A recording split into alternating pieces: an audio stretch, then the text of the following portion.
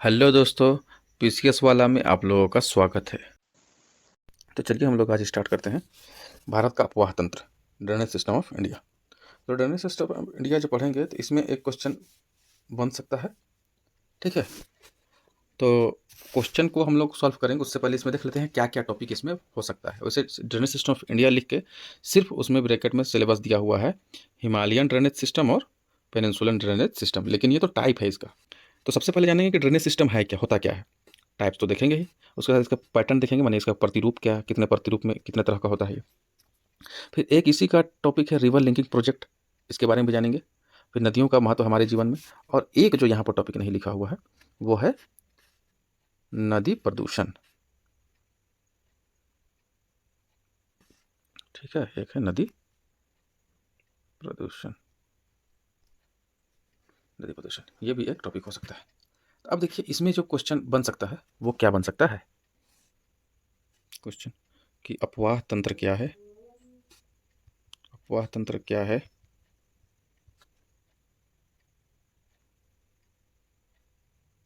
Sorry, हिमालयी एवं प्रायद्वीपीय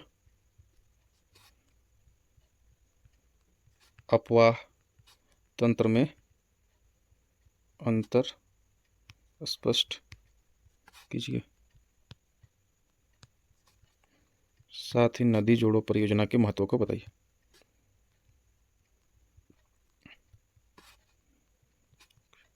महत्व एवं चुनौतियों को बताइए। तो ये तो एक क्वेश्चन हो गया। अगर इसको हम लोग डिस्कस करेंगे, ठीक है, तो इसको डिस्कस करने के लिए हम लोग को ये देखना होगा कि सबसे पहले इसका कोई भी मेंस का आंसर राइटिंग है उसका सबसे पहला पार्ट जो होता है इंट्रोडक्शन वाला परिचय, वो लिखेंगे। दूसरा में इसका मुख्य भाग होता है मेन बॉडी, और तीसरा भाग जो होता है वो है निष्कर्ष होता है।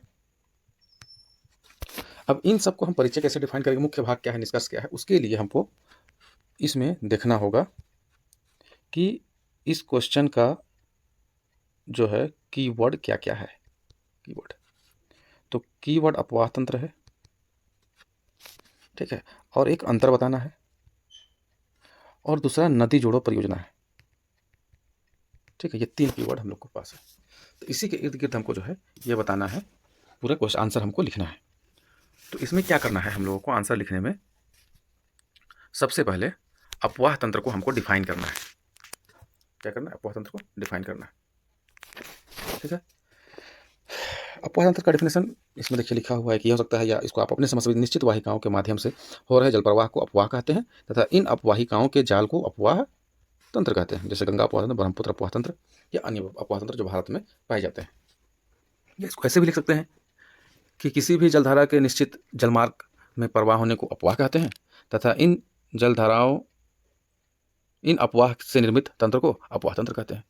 इस तरह से आप एक डेफिनेशन अच्छे से लिख सकते हैं। बेसिक बात अपवाह तंत्र में ये है कि जल की एक धारा होगी जो निश्चित मार्ग में चलेगी, और वैसी धाराएं आपस में, कई धाराएं मिलकर जो है एक तंत्र का निर्माण करेंगे, वही अपवाह तंत्र कहलाएंगे।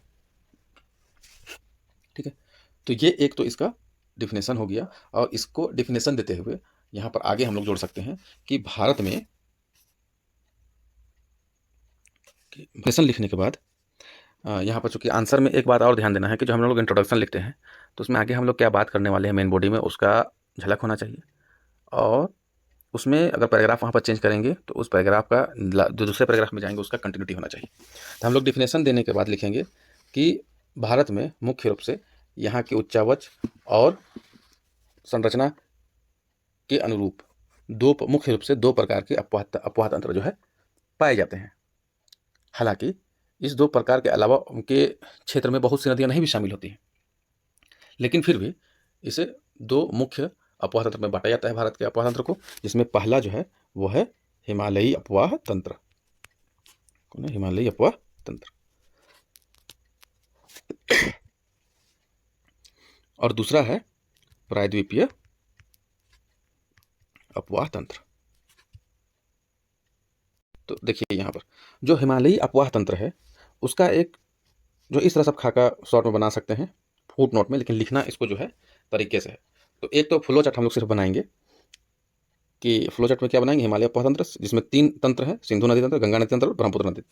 तो एक ये लिख सकते हैं कि सिंधु नदी तंत्र में जो है वो क्या है। तो सिंधु नदी तंत्र में जो है एक चीज़ ये देख लीजिए कि सिंधु नदी है, सिंधु नदी ये लिख सकते हैं, प्लस इसकी 5 सहायक नदियाँ हैं, ये फ्लो चार्ट में आप लिख सकते हैं। गंगा नदी है तो गंगा है, इसके साथ की सहायक नदियाँ यमुना है, ठीक है, और यमुना है, सोन है, केन है, बेतवा है, ये सब इनकी सहायक नदियाँ हैं, वो लिख सकते हैं। फिर इधर से काली नदी है, रामगंगा है, गंडक है, गोमती है, कोसी है, इस तरह से महानंदा है, इस तरह से इसके सहायक नदी के बारे में लिख सकते हैं। सेम इसी तरह से ब्रह्मपुत्र नदी के बारे में लिख सकते हैं, ब्रह्मपुत्र नदी इसके सहायक नदियों के बारे में, ये एक फ्लो चार्ट बना दिए।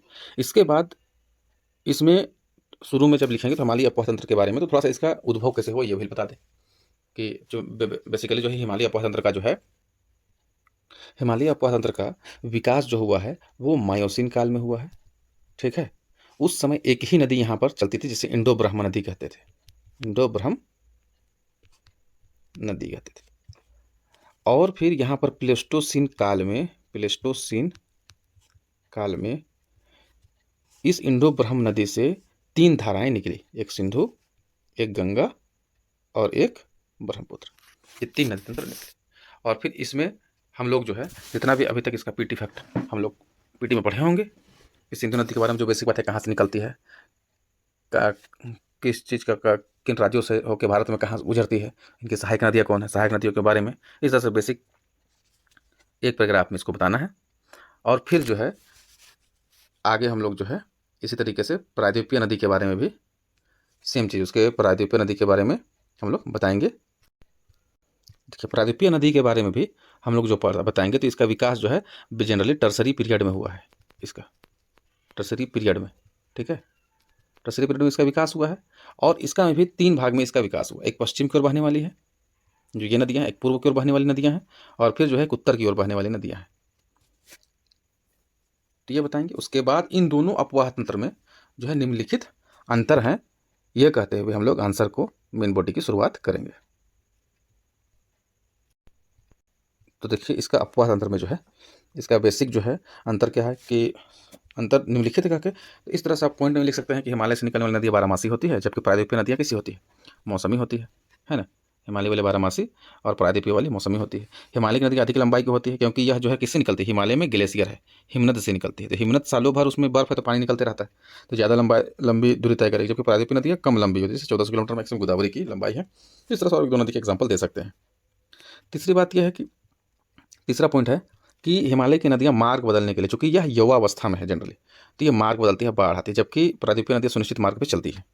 इसी तरीके से हिमालय की नदियाँ पूर्वगामी है, मतलब उनका मार्ग जो है जिधर से बह रही है उसी में बहती है, ज़्यादा उसका रास्ते में बदलाव नहीं है, जबकि प्रायद्वीपीय नदी अनुगामी है। इसी प्रकार से हिमालय की नदियाँ जो है इनका जो है जो प्रतिरूप है वह विरक्षाकार है हिमालय वाले की, और जालीनुमा है।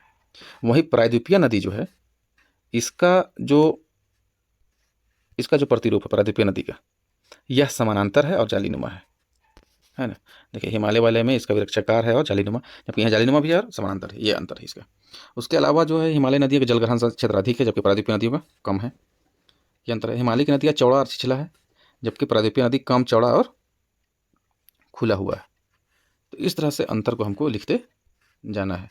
और हिमालय नदी देखिए युवावस्था में यहाँ गौर जलप्रपात बनते हैं, जबकि प्रायद्वीपीय नदी युवावस्था में से को पार कर चुकी है, तो अपरित स्थलाकृति बनाती है, ठीक है।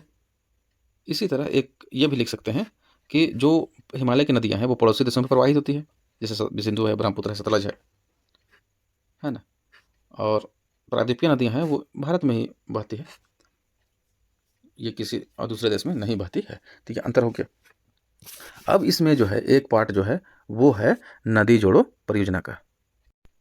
तो देखिए नदी जोड़ो परियोजना असल में जो है वह एक हमारे यहाँ एक राष्ट्रीय नदी जोड़ो परियोजना चल रही है, ठीक है। तो नदी जोड़ो परियोजना का मकसद क्या है कि नदी जोड़ो परियोजना में 2 नदियों को जोड़ना है। तो क्यों जोड़ना है, ताकि हम लोग जो है अतिरेक जल बेसिन वाले से पानी कम वाले बेसिन में इसका हस्तांतरण कर सके।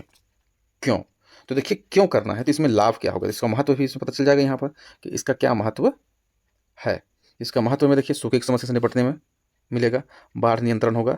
अच्छा एक पॉइंट, ये कृषि कार्यों में सिंचाई, ये अलग से एक पॉइंट बन सकता है, ठीक है। सूखे की समस्या कैसे, तो पेयजल की आपूर्ति होगा, उद्योगों को आपूर्ति होगा, कृषि पारितंत्र का कृत्रिम पारितंत्र का निर्माण होगा, नहर बांध से पर्यावरण सुरक्षा होगा, पर्यटन को बढ़ावा मिलेगा, जल विद्युत का उत्पादन होगा, रोजगार मिलेगा, इस मत्स्य पालन होगा और भूमिगत जल स्तर में भी वृद्धि होगा। तो ये कुछ इसका लाभ है। इसके अलावा और भी पॉइंट हो सकते हैं, आपको इसको ढूंढना है, इसको आंसर में इसको पुटअप करना है।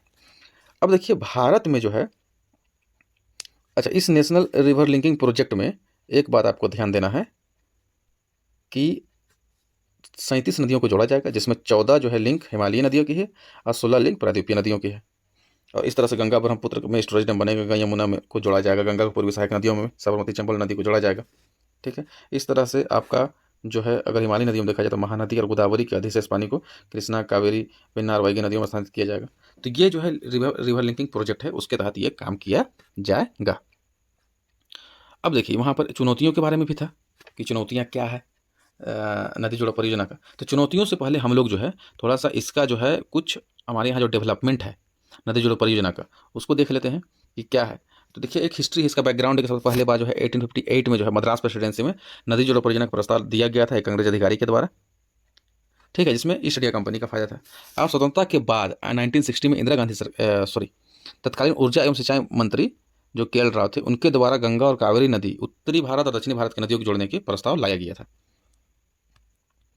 इसी प्रकार जो है 1982 में राष्ट्रीय जल विकास एजेंसी का स्थापना की गई और 2002 में सुप्रीम कोर्ट ने निर्णय दिया कि नदी जोड़ो परियोजना के तहत 2016 तक इसको क्रियान्वित किया जाए नदी जोड़ो परियोजना को।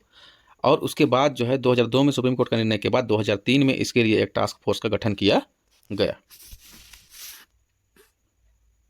उसके बाद जो है यहाँ पर देख सकते हैं कि केन बेतवा जो नदी जोड़ने की परियोजना है 2014 को उसके कैबिनेट में मंजूरी मिला और बजट 2022 में इसके लिए 44,605 करोड़ रुपए की घोषणा भी किया गया। तो इस योजना से क्या लाभ है, देखिए 110.6 लाख हेक्टेयर सिंचाई हो सकता है, 103 मेगावाट जल विद्युत उत्पादन हो सकता है और 62 लाख लोगों को पेयजल आपूर्ति हो सकता है। तो ये कुछ फायदा है। इसी तरीके से कोसी मेची नदी को जोड़ने की भी बात की गई, जिसके लिए 4900 करोड़ की स्वीकृति हुआ है। एक और प्रोजेक्ट जो पार नर्मदा और तापी नदी को जोड़ने का बात किया गया है, उसके लिए भी परियोजना चल रहा है।